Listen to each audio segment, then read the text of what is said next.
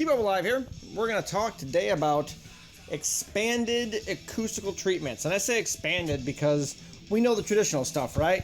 Applying deadener on the outer skin and adding some foam and some gasketing around the opening. And then of course we want to do something with these holes and seal them up, and that's where most people stop. Well, my experience in the field of acoustics and a lifelong study of audio has kind of revealed one key trick, and that is a good speaker enclosure provides rear wave control of the rear sound coming out of a speaker. And so essentially in a door that's sealed up with deadener and all that, it's still a very reverberant environment. You have structural borne resonance and acoustic resonance. Deadener only treats structural resonance. So we care about acoustic resonance, and we also care about reverberation, sound bouncing around in the door, coming back out the cone later. Typically what you'll hear is songs that sound good when they're simple, but they get very muddy when they get complex. So how do we do that? Well, the other door's done, and compared to for the rear door, it's very hollow. That sounds a lot more dense. So what do I do with this? Well, I use fiberglass ceiling tile panels. They're affordable. A 2 foot by 4 foot section with the white pebble stuff we take off is only $6 a piece. So you get one entire tile. That's good enough to do both doors. If you do one layer, I am coming back in after the fact and I'm adding a couple more layers to increase absorption. But this is essentially what you end up with. You end up with a plastic bag that we make that has a tile that's cut to fit between the structural ribs of the door. That way it doesn't interfere with any of the window movements at all, and it kind of just stays out of the way, but it eliminates that echoey effect, right? So these were in my car for 2.5 years, and I just pulled them out when I had some body work done. They got some grease marks, but other than that, there's no mold, there's no moisture issues because fiberglass is inert, and I took the time to waterproof it. To waterproof it, I use 1 mil thick plastic drop cloth. This is about $3.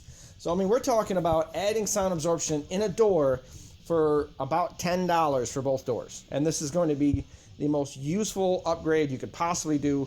All the logic is there, all the sound science is there. It's just not done in mobile audio because there are no commercially available products to make this a reality. We're kind of making it up as we go, but this is the DIY audio community. That's what we're all about. Anyway, you see foil here. I typically use aluminum foil tape to secure these because that is made to secure directly to metal. It's made to withstand temperature variance from hot to cold on ductwork. Works great in a car. You can secure all kinds of stuff with it. And this isn't heavy, so we're not adding a lot of weight to the car. So what do? I find my pattern. I cut it out with a simple box knife. I wrap it in plastic. I seal it in usually a packing tape. You can seal it whatever you want. It's only 1 mil thick, so it prevents moisture from getting in, but it also allows for additional mid-bass absorption. People will sometimes ask me, but doesn't that stop it from being effective? Well, the thickness of this material is going to change the transmission loss or affect the transmission loss, which means the thicker this is, the less high frequency sound gets in. So when I put this little plastic bag on it, high frequency sounds, they're going to bounce off. But do I care about high frequency sounds inside a door? No, especially not coming off of a mid-range woofer that's already got a low pass filter on it. I care about mid-bass and mid-range absorption. Guess what? Adding this little barrier has shown to improve and increase mid-bass absorption and mid-range absorption. So we get the best of both. We get waterproof, we get a boost in mid-range and mid-bass, and the only downside is something that we don't need anyway. That's high frequency sound absorption. So that works really well. I still use deadener. This is a Ram Audio BXT2, but any good CLD will work. This is mass-loaded vinyl. I still cover up holes with mass-loaded vinyl for transmission loss, but today we're talking about how to make fiberglass work. Cut it, wrap it in plastic, stick it to your door with foil tape, man. That's $10 right there for a roll, so actually you're gonna spend more money on that tape than you are everything else, but it's the best thing you could possibly do. I will show you the completed door in a minute. Part 2 of the door treatment video. You saw me talk about fiberglass earlier. So this is the fiberglass installed in the door. You can kind of see what I'm talking about here. There's a decent amount of thickness in some of this material. This is about a 2-inch thick bar, and I'm 3 layers deep in the middle portion. I'm 2 layers deep up top, 2 layers deep up top. One layer, then 2 layers. There's some window movement here, so I got to clear that. Essentially, it's secured with aluminum foil tape. I've had great luck. That tape hasn't failed after years and years of installation, so I've been pretty lucky with using that material. I extend as far back as I can. Essentially, I'm trying to make this door anechoic. I want it to act and behave like a traditional speaker enclosure. The other door is done. This door has its absorption.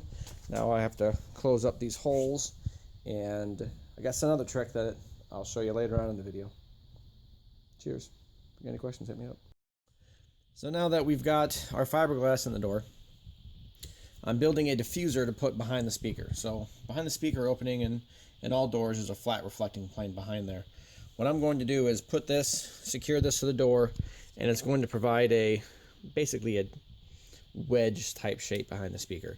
We know that diffusion is relative to wavelength and the physical dimension of the diffusing surfaces. So if you just have your traditional D-flex pad that you can find and you can buy for like 25 bucks, the undulations and ribs in that are so short, it's mostly affecting high frequencies.